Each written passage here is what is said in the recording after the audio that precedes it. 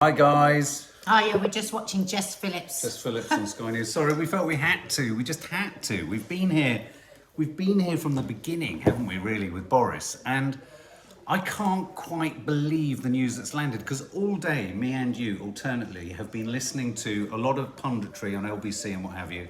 And a lot of very loyal Tories ringing up saying, this can't go on now. And there was one moment where Andrew Marr said at one point, he said, Andrew Marr, that extraordinary left-wing Marxist, for anyone who thinks it's just left-wing socialists who think he should go. Lots of Tories think he should go too. I think RISHI and Javid have done the honourable thing. But Andrew Marr said, the rotten stench of rotting flesh is so strong in the House of Commons at the moment. But he also said that until the first person leaves, once that first person leaves, that's going to be the start of the rout. I bet any minute now Nadeem Sahawi will be next. Yeah, I'm trying to think of what's happened. People are asking what's happened. So Javid, approximately 15 minutes ago, tendered his resignation, the health secretary. First, very simple statement. And then it was rapidly followed by Rishi Sunak, obviously in some kind of, people are saying, premeditated pincer movement. You don't lose your 5 minutes between them. You don't lose your Chancellor generally and survive. So we thought we'd go live, and say, Lee, you're in the room as well. Hi, everyone. What do you think, guys? I've got to put a poll up, haven't I? It was interesting because I was fast asleep. I was so knackered. And I had my earphones in because I was listening to LBC, and I heard, what? And it was Andrew Marr was in the studio with Jess Phillips, Labour, and Theo Usherwood, the political pundit, and Rishi is gone. And honestly, Theo Usherwood went, ugh, like he'd been kicked in the stomach. Like it was so shocked. And Jess Phillips went, oh, and then in the background off mic, you'd hear Theo Usherwood go, it's over, it's over. It is. This has to be the beginning of the end. Now, they say right now there'll be men in grey suits going into him and saying, you can't survive this, you're going to have to go, but he's still going to fight it. I think we Best news of the year, Gabrielle. And you know what? Everyone that says that cares about this country, because actually, yes, if we wanted to win the next election, we would hope for him to stay in. And this is what Jess Phillips just said.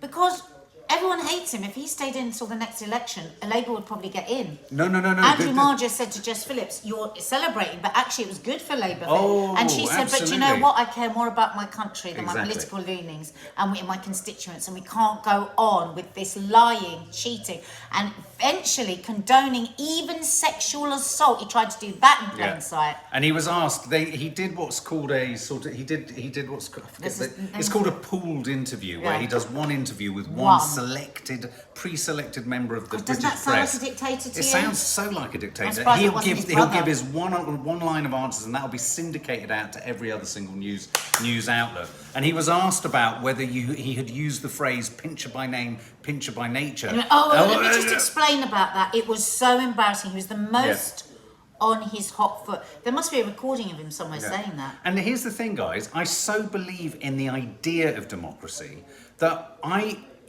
good on Rishi Sunak. I'd rather look at a Conservative party, that's presented and represented by people like Rishi and Javid and anyone else who's willing to actually the thing that's getting me is not conservative politics. You can sit down and have theoretical debates about that all the time. The thing that was getting me, and I have to say, I'm going to acknowledge this, 2 days ago on Coffee Moaning, you have been on this story from the get-go, the Pincher story, less for obviously for what it was about, but you saw in it what has happened, which we was nearly had to row last week. So when I want to do this story, it's a massive story. He goes, I'm not really interested. Well, no, because I wasn't surprised. No, but this is the extent to which I've become numb by this government. Do that. And what was getting me was listening again today in the House of Commons. There was some twerp who'd been put in the bloody box to answer for Boris, and he sounded so fucking condescending yet again. I wouldn't have minded if what he was saying, I mean, James O'Brien was saying he felt sorry for him because his eyes were bulging with the embarrassment. This guy, apparently a barrister,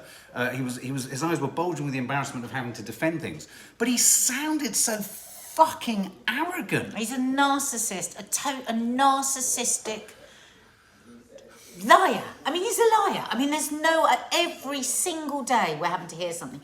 And it was one person after another today phoning and said, what the hell is going on? We can't do this anymore. We are a joke on the world stage because they twist and turn all the rules and regulations to fit them. Nobody is going to want to do business with them. So it's time to go. The tone you set as a leader and the values I was just going to have a look at reflect on your Sajid colleagues, your party, and ultimately the country. This is by Sajid Javid, yeah, as you just said. The tone you set as a leader and the values represent reflect on your colleagues, your party, and the country. Conservatives are at their best are seen as hard-headed decision makers guided by strong values. Sadly, in the current circumstances, the public are concluding that we are now neither. The vote of confidence last month showed that a large number of our own colleagues agree it was a moment for humility, grit, and a new direction. I regret to say, however, that it's clear to me that this situation will not change under your leadership, and you have therefore lost my confidence too. Yes, at last. Some honour. It is 3 years. Oh my God, Dominic Raab's defending him. What is he making a statement now? Dominic Raab is a Raab. You know what happens fucker. if he resigns today? Dominic Raab becomes Prime Minister. I know. If he resigns, fucking no wonder Dominic Raab's sitting there. Apparently, Dominic Raab was in the House of Commons yesterday, winking at Angela Rayner. Yeah, I saw that. I saw the photos. What a scumbag! He's a scumbag. I stand can't stand him. He's still loyal to Boris, absolutely. Well, interestingly, again, Andrew Marr, that extraordinarily left-wing tilted, awful kind of jaundiced, unable to occupy the middle ground journalist. Why do you keep saying well, that? because people are saying something you mean that. No, because whenever you use it, people always want to say, oh yeah, left-leaning press. You couldn't get more down the middle than Andrew Marr if you try. And Andrew Marr made the point that anyone who's staying in government at the moment is either staying there because they've got something to hide and something to keep concealed, or because they know that they won't ever be employed anywhere else. So how do you feel, babe? Where are you at right now? Well, for me, it was every big lie has been so important to me because I think people were giving up more and more and more. Yeah. And more young people were getting disengaged, saying, well, what's the point? That's what happens in a dictatorship. People give up, and then before you know it, you've reached X in the alphabet, and you're like, how did that happen? Well, because it was just the slow breakdown of everything. And for me, him excusing, joking, laughing off sexual assault. Let's put no bones about it. These men were sexually assaulted in the bar the other day, and he's got a history of it. Yeah. And I was just like, have we now reached that now as well, where he's going to get away with this in plain sight? Yeah. So I've been really upset about it. So of course, Dominic So Raab, if this is Ben it- Wallace, and Priti Patel are not resigning. So what do you mean? They've stated? They've stated that Sky News understands that Dominic Raab, Ben Wallace, the Defence Secretary, and Home Secretary Priti Patel ain't going to go on her own, is she? Who else? No, these are all people that will not get another job anywhere. Yeah, but also he's Priti Patel is defended not her going as to a get a job bully. anywhere. She's a bully. Defended She's her a as proven bully. She's obsessed with him. They're all under some kind of weird spell. James Nanny O'Brien Di. today said it's a cult. He said it's a cult. Well, I think it's because he's promised so many things. Yeah. There have been so many backhanders. They say there could never and be all a that kind of government stuff. reshuffle because he's made so many promises. Everyone Yeah. would come forward for what was promised to them. Tra-la-la, interesting perspective from Scotland. I want him to go, but the worry for us in Scotland is that Nicola Sturgeon will then get another independence vote. Boris is blocking it. I don't think only Boris will block it. I think they'll all keep blocking it. Shall we have a little glimpse at Rishi Sunak's letter? Rishi Sunak says it's with deep sadness he resigns. Been a privilege. Our country is facing immense challenges. I firmly believe the public are ready to hear our truth. Our people know that if something is too good to be true, then it's not true. They need to know that whilst there is a path to a better future, it's not an easy one. In preparation for our proposed joint speech on the economy next week, it's become clear to me that our approaches are fundamentally too different. Listen to this. I've always tried to compromise in order to deliver the things you want to achieve. On those occasions where I disagreed with you privately, I have supported you publicly. Whoa. That's the nature of collective government upon which our system relies, and it's important that the Prime Minister and Chancellor remain united. And then he goes on to say that actually now he can't do that, and this is it. But also, he's paving the way for making his bid for Prime Minister because he's got to admit he knew some shit and he kept his mouth shut, and the reason for that was he was still in the team and there has to be a certain amount of in the team. He's excusing what he knew in terms of blowing out too. And I get that. I do get that. I do get that there's going to be a certain amount. But I just think for me, it's unforgivable from all of them. They've all, bad things happen when good men and women stand by and say nothing. Absolutely. And they are all culpable because they've all known it's a pack of fucking lies that they've been feeding us. Yeah. And they've all stayed. So now this is about survival. Yeah. Sajiv was in last, but he's out first. Sajiv actually wasn't around for Partygate or anything. He wasn't even in the government. Yeah, and also the other thing to bear in mind is that what was that lovely line? You know, what is the line, Mum, from Shakespeare? She just used it. He who uses the knife rarely wears the crown. And that's why it's happened as a collective thing. Because if it was just one person, they would then forever be sort of shot down. But the fact that they've done it together. Well, if he resigns now. Is there a leader? Is there a fight for leadership? What happens?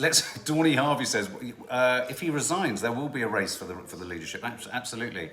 And the party will vote who the next leader is. Yeah, absolutely. Nanny Di, hey guys, all you lovely people, this could be it. Please God. Claire Hayward, I don't know about a cult. I think you need to change the I for a different letter and my the L, you mean, for a different letter. I see what you mean. Dawny Harvey says, wait for it, watch Mr. Cardboard. Yes, Jacob Rees-Mogg come out to say he's a fantastic Prime Minister. Where is he? Where is little Lord Fauntleroy? Well, he will never get a job anywhere else in politics. He's thick. Let's have a look at what our He's poll actually was saying. thick. James O'Brien always says that. He said everybody's like I bet James swayed. O'Brien's kicking himself. He that he's not on is air. like, he's on Twitter going, come Is he? tomorrow for Come what tomorrow. you'll hear, that the newspapers that put these people in power won't you? Yeah. God, I've got to listen to James. But look, O'Brien. 73% of you guys do not believe he... Oh no, will Boris survive? No, 73% of you feel he won't survive. I'd forgotten my own question. 73% of you believe he won't survive. Do you think he's going to survive? Javid resigned, that's right. Yes, Chancellor. Yeah. With Boris in power? No, I think that was with... Was that with Theresa May? No, because Boris was there just before the pandemic. I can't remember. Was Boris in power? Yes, Raab would he take was. over in the interim. Oh my God! Imagine the supercilious smugness.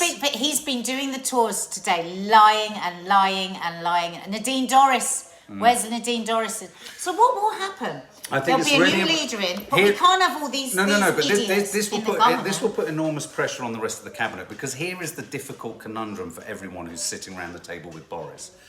They're all probably the most experienced people in the Tory party to have cabinet jobs, regardless of whether you... So, for example, Nadine Zahawi, very professional politician, incredibly experienced, very good.